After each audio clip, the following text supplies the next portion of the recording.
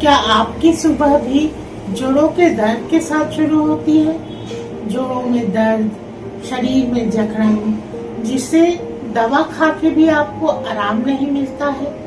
जी हाँ दोस्तों, आज हम बात करेंगे शरीर में होने वाले विभिन्न प्रकार के दर्द और जकड़न के बारे में। सबसे पहले मैं शुरुआत करती हूँ जोड़ों में दर्द में सबसे बड़े शरीर का जॉइंट जो आपके शरीर के पूरे भार को मेंटेन करके रखता है, नी जॉइंट। नी जॉइंट में पेन, जकड़न जो है वो दो मुख्य कारणों से हो सकता है। सबसे पहला कारण, जिसे मेडिकल लैंग्वेज में ऑस्टियोआर्थराइटिस कहा जाता है, और दूसरा कारण होता है रूमेटॉइड आर्थराइटिस। आज हम इन दोनों के अंतर को देखेंगे। कौन कौन सी मेडिसिन इसमें होम्योपैथिक यूज होती है जो आपको दर्द से, जकड़न से राहत दिलाएगी, उसके बारे में बात करेंगे।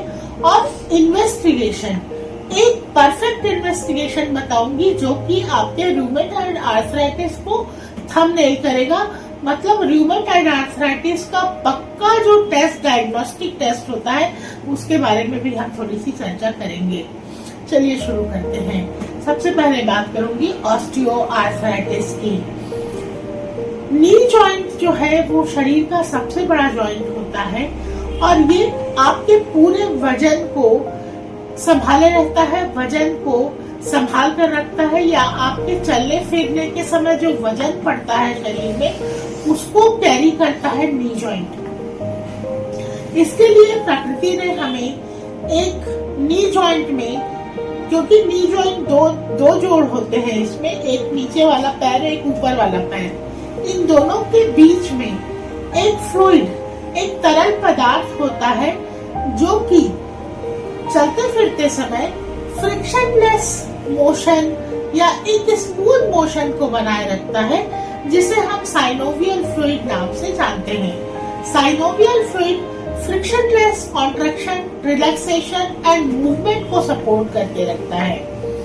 ऑस्टियोआर्थराइटिस की कंडीशन में यही जो साइनोवियल फ्लूइड है उसकी मात्रा धीरे धीरे उम्र के साथ कम होती जाती है, जिसके कारण दोनों घुटने का जो जॉइंट है वो आपस में टकराता है, दर्द होने लगता है और चलने फिरने, उठने बैठने पर कट कट की आवाज भी आ सकती है। ये हुआ ऑस्टियोआर्थराइटिस।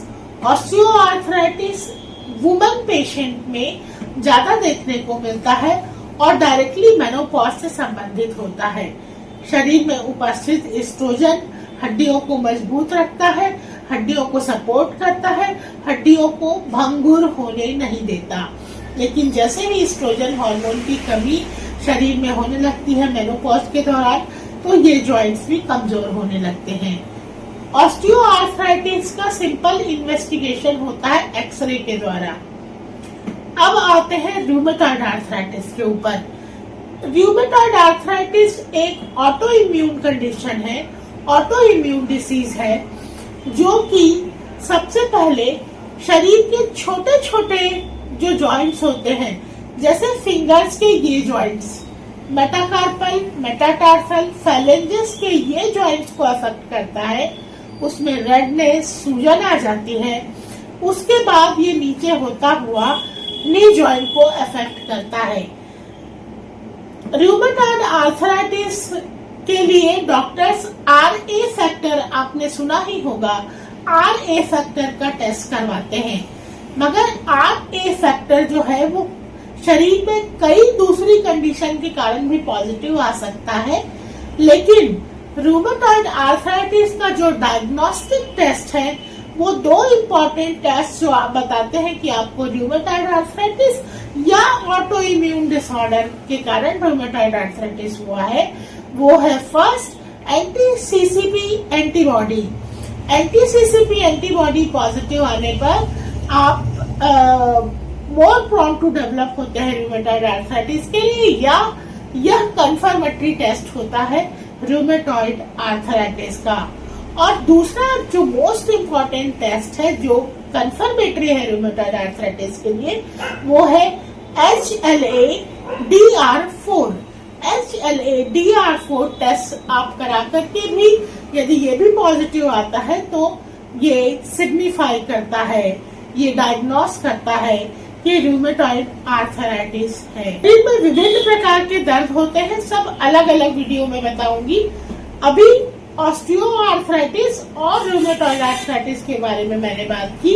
ऑस्टियो आर्थराइटिस में simple x-ray of the knee joint में आपको पता चल जाएगा, और रूमेटॉइड आर्थराइटिस का डायग्नोस्टिक टेस्ट है anti CCP antibody, and second one is HLA-DR4। अब बात करेंगे कुछ होम्योपैथिक मेडिसिन की। होम्योपैथिक मेडिसिन में सबसे पहली मेडिसिन आती है bryonia alba. Bryonia alba medicine है, बहुत सारी चीज में काम आती है। वैसे भी होम्योपैथिक दवाएं बहुत ब्रॉड स्पेक्ट्रम और ब्रॉडर उनका वर्क ऑफ एक्शन होता है।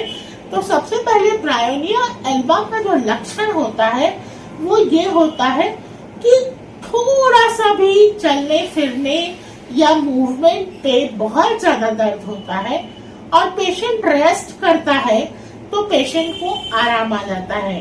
तो ब्रायोनिया एल्बा का यदि ये लक्षण आप में है तो आप ब्रायोनिया एल्बा ले सकते हैं। दूसरा है रस्टॉक्स।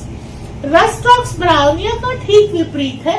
रस्टॉक्स में चलने फिरने पे अच्छा लगता है, फर्स्ट मूवमेंट जो है वो पेनफुल होता है, उसके बाद जॉइंट जैसे वर्किंग में आ जाता है तो वो दर्द जो है वो खत्म हो जाता है। दोनों एक दूसरे के अपोजिट हैं। तीसरी मेडिसिन आती है लीडम पॉल। लीडम पॉल भी बहुत अच्छी मेडिसिन है जॉइंट के लिए। लीडम पॉल का कैरेक्टरिस्टिक होता है कि ठंडी सेक से आराम आना। हालांकि इंफ्लेमेटरी जॉइंट डिसीज है, इसमें तो गर्म सेक से ही आराम आता है, मगर इसमें उल्टा है, यही कैरेक्टरिस्टिक है कि लीडम पॉल के पेशेंट को ठंडे सेक से, ठंडे चीज से आराम मिलता है। इसके अलावा लीडम पॉल के अलावा ये कुछ मेडिसिन थी जो कि होम्योपैथी में जॉइंट पेन के लिए उपयोग होती है। मैं अलग अलग जॉइंट पेन की सबसे पहले मैं अगले वीडियो में एंकाइलोजिंग स्पॉन्डिलोसिस के बारे में बात करूंगी। स्पॉन्डिलोसिस के लक्षण बताऊंगी, लक्षण के साथ इनफेलेबल होम्योपैथिक दवा बताऊंगी। उसके बाद मैं लो बैक एक की बात करूंगी। लो बैक एक के भी एकदम अलग कारण होते हैं, एकदम अलग इसके साइलेंट सिम्टम होते हैं, और इसकी दवा भी अलग होती है। उसके बाद अपन हील पेन के बारे में बात करेंगे। हील पेन में भी अलग अलग तरीके का हील पेन होता है, क्यों होता है ये मैं आपको पूरा डिफरेंशियल डायग्नोसिस बताऊंगी। तो कंटिन्यू इस चैनल में जॉइंट पेन से रिलेटेड वीडियो आते रहेंगे, इसको देखना न भूलें।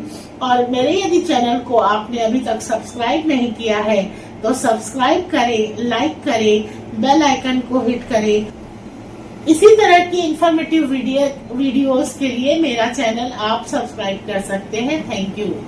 इसके अलावा यदि आप अपने जॉइंट केयर के लिए पर्सनलाइज्ड होम्योपैथिक ट्रीटमेंट चाहते हैं तो आप मेरे इस नंबर पे मुझे DM कर सकते हैं, मुझे कमेंट कर सकते हैं। थैंक यू दोस्तों।